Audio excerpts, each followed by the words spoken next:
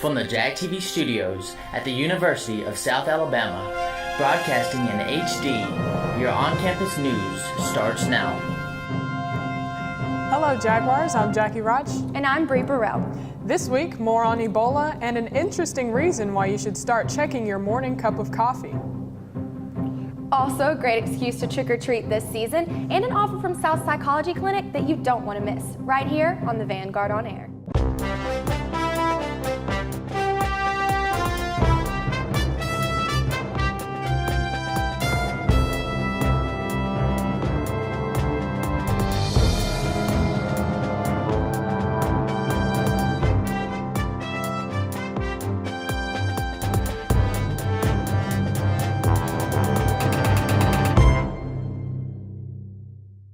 Looking to impress a potential employer, a special someone, or even your special someone's parents? Registration is now open for Career Services' annual Dining Etiquette event. This event will be held on Tuesday, November 11th, 5 to 7 p.m. in the USA Faculty Club. Topics of the event will include proper dining etiquette, utensil choices, attire choices, and eating difficult foods. Registration is required for this event and is limited to 50 students. Registration deadline is 5 p.m. on Friday, October 31st. Register by calling Career Services at 460-6188 or through your Jaguar Job Link account. Professional business attire is mandatory for attendance to this event. For additional information, please contact the Career Services office at 460-6188. As college students, most of us view ourselves as being too old for trick-or-treating. If you're like me and love trick-or-treating, you can use this charity to be your excuse to be a kid again. The Honors Program organization will be hosting their annual Ghouls for Goods service event on Friday, October 31st, Halloween night. The purpose of this event is to go out into the community and collect canned goods and boxed goods to donate to the Bay Area Food Bank, basically trick-or-treating for canned goods. It will also be a competition. For the competition for the most cans, they ask that no more than 5 members per team. If you would like to just go out and not enter the competition, please send the Honors Program the names of the neighborhoods or roads you would like to go to. The Ghouls for Goods group will meet at the Bethel Theater, also known as the Honors Building, at 5 p.m. and disperse to neighborhoods starting at 5:30 p.m. Groups will be expected to be back at the Bethel by 10 p.m. when pizza and various drinks will be provided for everyone. Dressing up in costume is highly encouraged, as there will be various contests at the end of the night for best overall costume, best last-minute costume, best couples costume, and best group costume. For more information, email the Honors Program at www.southalabama.org.edu. Dating sites are hugely popular. 41 million Americans have tried them. Brands like Match.com and eHarmony are household names. But when it comes to mobile apps, Grouper, Down, TrentMe, Hinge, and Tinder are among the most popular. Tinder, in fact, is growing fast in India, a country known for its conservative traditions. CNN's Sumnimi Udis takes a closer look into this apparent shift in values. Demure and docile, this is how traditional good brides are portrayed in Bollywood. Barely a glimpse of the groom, and yay or nay, she has little choice. Real life is not that much different for most Indians, especially those living in rural areas. In India, 90% of the marriages are arranged, according to UNICEF. But in cosmopolitan cities like New Delhi, the concept of marriage, dating, and sex, it's all changing. How many have you been on? 4 or 5. Shilpi Roy and Dakshi Kushwaha are 20-something Delhiites, independent and some would say free-spirited. This is how it works. It's a very location-based app. Okay. Yeah, so now it's going to look for people around me. And then you like or dislike? So I do not want to. Absolutely not. And you just swipe that guy. That's quite brutal. Yeah, yeah, that's how it works. Yes, it's Tinder, the GPS-based matchmaking mobile app. It only arrived in India a year ago, but Tinder says the user base is growing by more than 1% every day. What do your parents say about it? So the funny thing is my parents have signed me on to these matrimonial websites. So your parents are trying to set up an arranged marriage for you, essentially, but you're also on Tinder. How does that work? Even though, like, our parents would be in a completely different sort of India, But our generation is becoming more non-judgmental as a generation, so I think that's really working out in everyone's favor. This is a story of the two Indias and the youth living with both. I think Indians are very, very good at leading double lives. Very good at being one thing in front of the parents and one thing when they're with the boys. So even though, yes, there's an arranged marriage society, but that doesn't mean people are not hooking up or not having one-night stands. In a society where dating is still largely frowned upon, Chetan Bhagat has spent years analyzing and writing about what young India wants. What these apps offer, whether it's Tinder or anything else, is it offers you certain anonymity. You don't do it in public. You can just download the app on your phone and feed your deepest desire. They say the swiping is quite addictive, even therapeutic. A fun way to people watch without being caught. And if you get likes, an ego boost. He liked you back in like literally 1 second. You're totally fine with just meeting someone, hooking up, and that's all it is. If it's worth it, yeah. If it's what she said. I like that. A multi-speed India, which smartphone-wielding young Indians are embracing, one swipe at a time. Arranged marriages and relationships in India may become more obsolete as more people turn to dating apps to find love. What went wrong and why? These are the questions being asked across the country as the threat of Ebola remains on top of many Americans' minds. Ryan Nobles of CNN has more on the fallout. For being the first person in the United States to contract the Ebola virus, Nina Pham was in good spirits Thursday night. Pham had plenty of support as an ambulance took her away from Texas Health Presbyterian Dallas.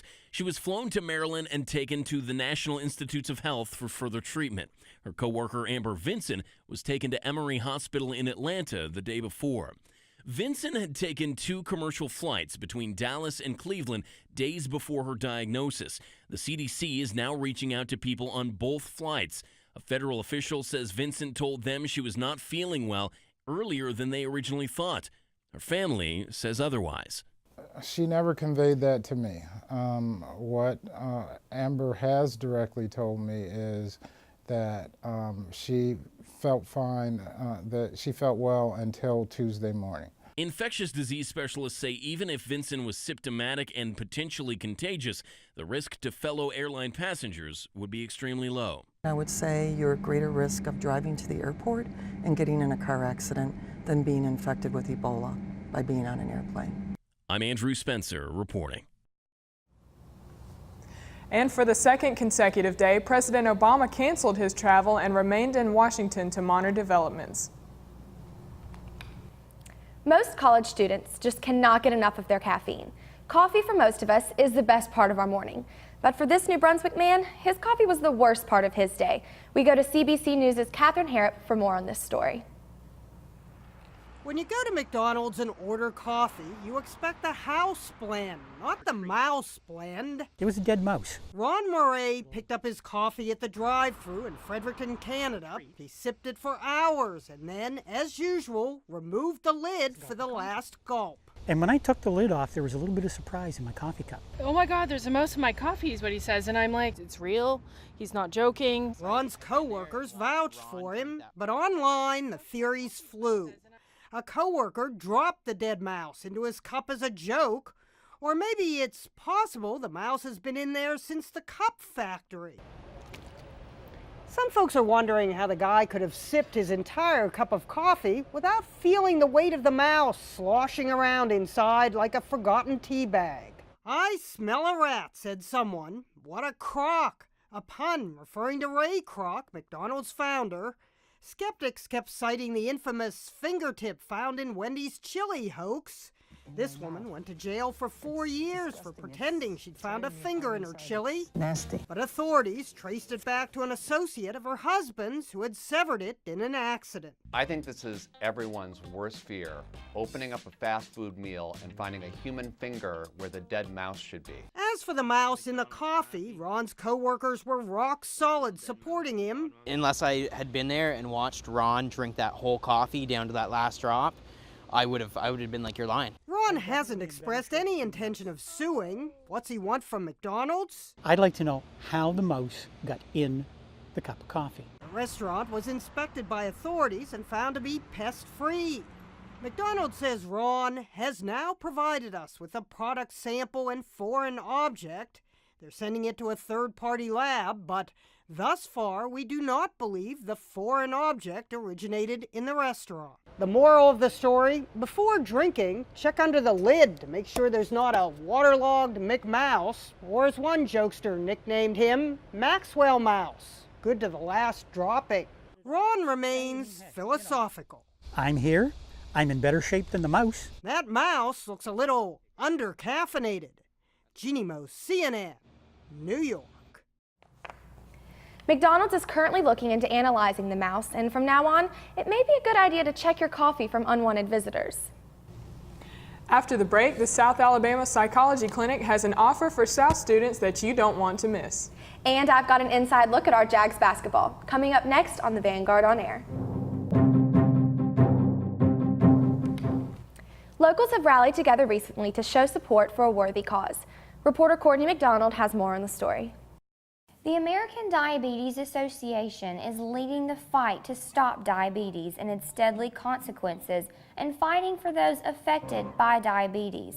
The Step Out Walk to Stop Diabetes is a 3-mile walk that begins right here on South Alabama's campus at Moulton Tower. Once participants register, they'll be given their own web page and have access to lots of tools to help fundraise the Step Out Center. The event includes a health and wellness festival, the Healthy Kids Zone, free health screenings, live music, lunch, and more.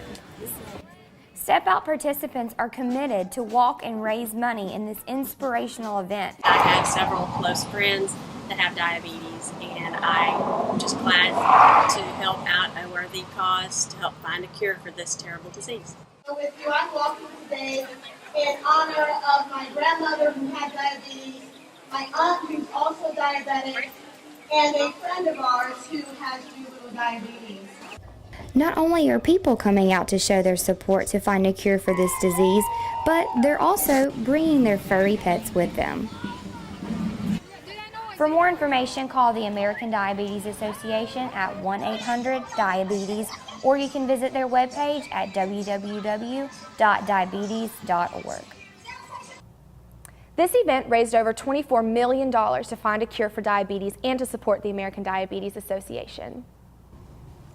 Just past the Starbucks in the Marks Library, and yes, there are things past the Starbucks, South Alabama students have the opportunity to see a unique art show this month. Reporter Kenzie Miller shows us the display. The 2014 Helen Keller Art Show of Alabama was on South Alabama's campus this month. The display could be seen at the first floor gallery at the Marks Library. The hope was to catch students' attention, and it seemed to work. I was studying in the library, and then I saw the Helen Keller art exhibit sign, and then I thought I'd come check it out. The art show consisted of several different pieces of art, all made by children with sensory impairments. The children were aged elementary school to high school. Students had the opportunity to see the art pieces made from all different materials, each with unique qualities. It's called Big Truck by Tim Tankersley, and it just reminds me of something that I would draw when I was a kid. And you know, even though he has a sensory impairment, he's not different. He's just a normal kid that likes trucks. This piece called Water by Grace, it really shows Helen Keller's life, because you got the sign language, and then you also have her feeling the water. And when you're both blind and deaf, all that stuff can be a bit of a challenge. The art show was on display from July 18th to October 13th. All the art pieces that were displayed were available to buy, and the proceeds went to the Helen Keller Foundation of America. The Marks Library gives students the opportunity to experience art by having a different display each month. With only a few short days left until the beginning of the season, the University of South Alabama men's basketball team is working hard to prepare for the upcoming season. I spoke with head coach Matthew Graves and veteran Barrington Stevens to get a closer look. Just a few short weeks, the Mitchell Center will be packed out with students and fans ready to kick off this year's basketball season. To find out what the team has been doing in preparation, I spoke with head coach Matthew Graves.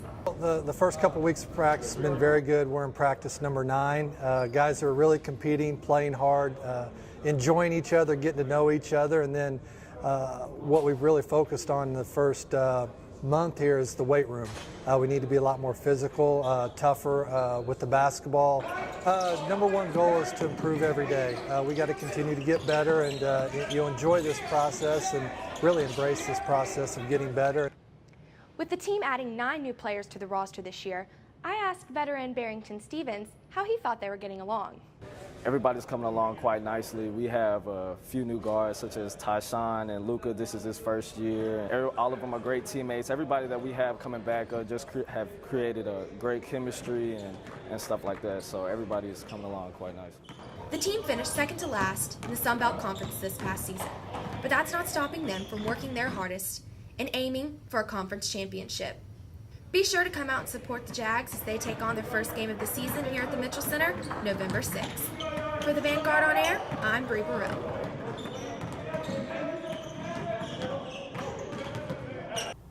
For more information, pick up a Vanguard located in stands around campus. Have you been feeling stressed out and overwhelmed? Are exams and projects taking over your life? These are the kinds of questions that many students ask themselves as the fall semester kicks into gear. We go to reporter Sandra Kwapinski for more on the story. Here at the University of South Alabama Psychology Department, students are able to come in and be screened for common college-related disorders like depression and anxiety. My name is Kim Zalomke, and I'm an assistant professor and the director of the USA Psychology Clinic. Last week, students came in to receive the free clinical screenings for such disorders. So we run the National Depression Screening Day initiative. It's a nationwide program that offers free online and in-person screenings for depression and anxiety disorders to both the community of Mobile as well as to the South Alabama campus. The comforting environment with the artwork and various literature make the clinic suitable to students, adults, and even to small children. Ready? Oh man, go. There you go. Check. Yeah. This is the psychology building where students come and get tested for anxiety and depression. The room is filled with beautiful things such as flowers, portraits, and even your friendly pillow pet. I'm Sandra signing off for Vanguard On Air. For more information, visit the psychology website at www.southalabama.edu/psychology. And coming up after the break, Alyssa Newton with some Jaguar sports right here on the Vanguard On Air. We're back with more of the Vanguard On Air. We send it off to Alyssa Newton with your Jaguar sports. Hey there, Jags. I'm Alyssa Newton, and this is your weekly Jaguar Sports Report. For South Alabama soccer, this past weekend marked the last 2 regular home season games before the Jags returned to the cage for the host of the 2014 Sun Belt Conference Championship. Friday, South Alabama took on the number 2 Georgia Southern in a fight for the number 1 spot in the conference. Sharday Hannah scored 2 goals late in the game to beat out the conference rival and extend the Jaguars' unbeaten streak to a school record 12 and the 2-0 shutout. Hannah gained her 5th and 15th and 16th goals of the season in the 85th and 90th minutes. Her goal total is tied for the second highest in school history, and her 38 points is the 5th best in school history. She's currently ranked 2nd in goals in the conference. And then on Sunday, the Jags added another win over Georgia State with a 1-0 win. This time, Jordan Duncan would seal the win with a goal in the 30th minute for the Jaguars to give the Jags a 6-0-1 conference record and a 14-2-1 overall record. The Jags will look to extend their unbeaten streak on the road with Arkansas State on Friday, October 24th at 2 p.m. At South Alabama, students and alumni are itching for a sports national championship. And well, one of our sports has qualified for the national championship. Jamison Crabtree has more of the story.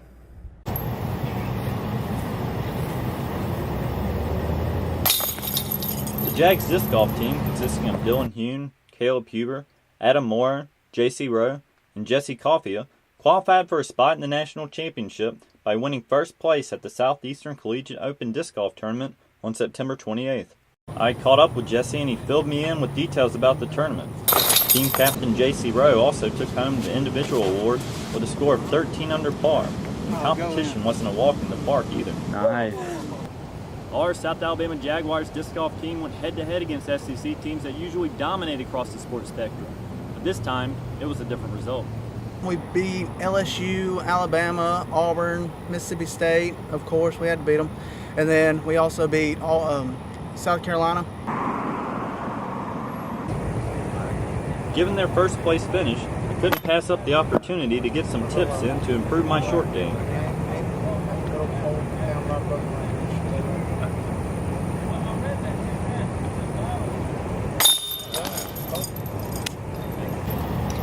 Vanguard On Air, Jamison Crabtree. Thanks, Jamison.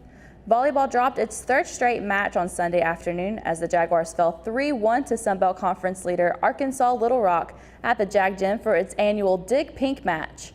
Michelle Daniel led South Alabama with 14 kills along with 9 digs, while Deanna Canfield finished with 13 kills off the bench. Junior Jenna Hassel recorded 16 digs in the loss.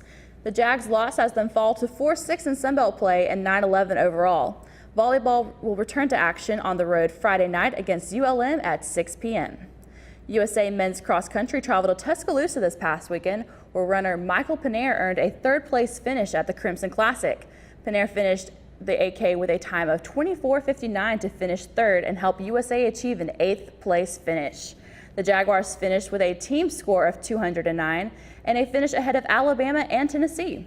The Jaguar men and women's cross-country teams will return to Mobile for the Sun Belt Conference Championship on November 2nd.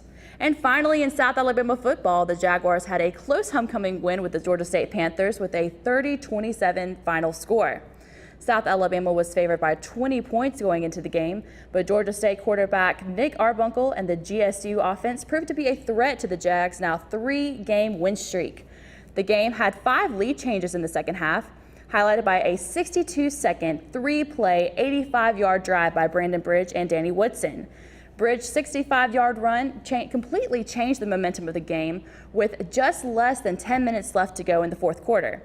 Now, Bridge would then connect an 18-yard pass with Woodson to cap off the 27-yard comeback, or 27-score comeback. Offensively, Bridge led the Jags in rushing for the first time with a career best of 137 yards on 15 attempts, the most ever by a Jaguar quarterback. He then added 126 passing yards for 263 yards of total offense with 3 touchdowns. Another school record was broken by Theo Rich as he racked up 3.5 sacks for the Jaguar defense. It's the first time the Jaguars have won when trailing after 3 quarters since picking up their first ever conference victory with a 37-34 double overtime win over Florida Atlantic on October 20th, 2012. This homecoming win marks the 6th straight in program history. Now this week, the Jags will face off against the rival Troy Trojans on Friday, October 24th at 6:30 p.m. The game will be nationally broadcasted on ESPN3. For all these stories and more, make sure you go to usavgsports.com. Well, that's all I have for this week. I'm Alyssa Newton, and this has been your weekly Jaguar Sports Report. Back to you, Jackie and Bree. That's all for the Vanguard On Air. As part of Breast Cancer Awareness Month, support the Mitchell Cancer Institute by eating at Buffalo Wild Wings. I'm Jackie Roch. And I'm Bree Burrell. Stay tuned for your Atmos Center weather and tune in next week for our Halloween spooktacular episode of the Vanguard On Air.